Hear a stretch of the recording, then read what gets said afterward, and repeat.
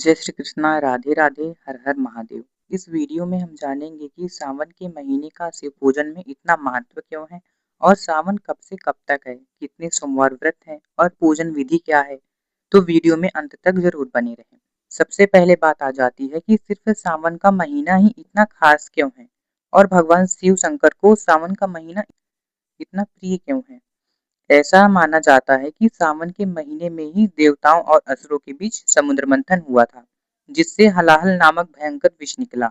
सृष्टि की रक्षा के लिए भगवान शिव जी ने उस विष को ग्रहण करके अपने कंठ पर ही रोक लिया, जिससे उनका कंठ नीला पड़ गया और शिव जी नीलकंठ नाम से प्रसिद्ध हुए। इसके अत्यंत गर्म प्रभाव के कारण जब शिव जी के शरीर का ताप बढ़ने लगा, तब सभी देवी देवताओं ने उनके शरीर और मस्तिष्क को शीतलता पहुंचाने के लिए उन पर गंगा जल से जलाभिषेक किया, जिससे शिव जी का ताप शांत हुआ।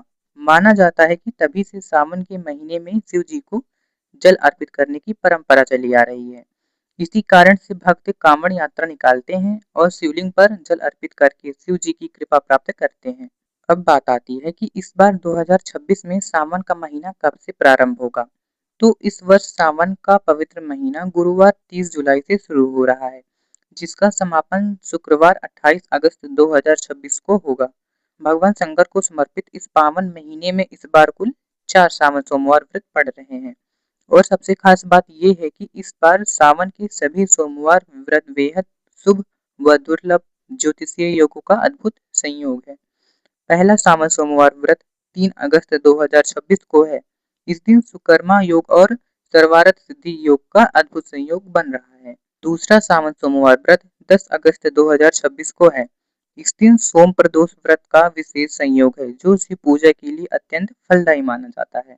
तीसरा सावन सोमवार व्रत 17 अगस्त 2026 को है। इस दिन नाग पंचमी का महासंयोग बन रहा है, जो कि बहुत ही शुभ है। चौथा सावन सोमवार व्रत 24 अगस्त 2026 को है। सावन का अंतिम सोमवार सर्वार्थ सिद्धि योग के साथ ही समाप्त हो जाएगा। हम जानते हैं कि शिव जी के पूजन की विधि क्या है और जो लोग माला जप करना चाहते हैं तो उन्हें कितनी माला करनी चाहिए। जलाभिषेक और रुद्राभिषेक के लिए आपको सुबह ब्रह्म मुहूर्त में उठकर स्नान करना चाहिए। स्वच्छ वस्त्र धारण करके शिवलिंग पर गंगा जल, साफ जल, कच्चा दूध, शहद व दही अर्पित करना चाहिए। विशेष सामग्रियों में भगवान शिव जी को अत्यंत प्रिय बेलपत्र, धतूरा, भांग और भस्म चढ़ाएं।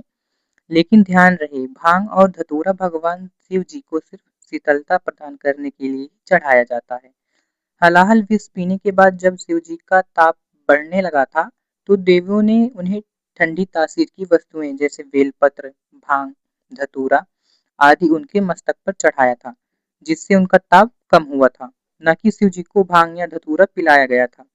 हमारे वेदों और उपनिषदों में भी ये स्पष्ट रूप से लिखा गया है कि भगवान शिव जी किसी भी प्रकार का तामसिक भोग या नशा नहीं करते हैं।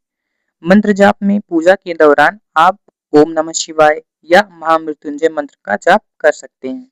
और व्रत का पूरा फल पाने के लिए सोमवार व्रत की पारंपरिक कथा अवश्य सुनिए या पढ़िए। अब सबसे लास्ट टॉपिक है कि हम कितनी माला जप कर सकते हैं। तो आप अपने सामर्थ्य के अनुसार आप जितना जप कर सकते हैं, 1 माला, 3 माला, 5 माला, 10 माला, 21 माला, जितना भी आपका सामर्थ्य हो आप जप कर सकते हैं।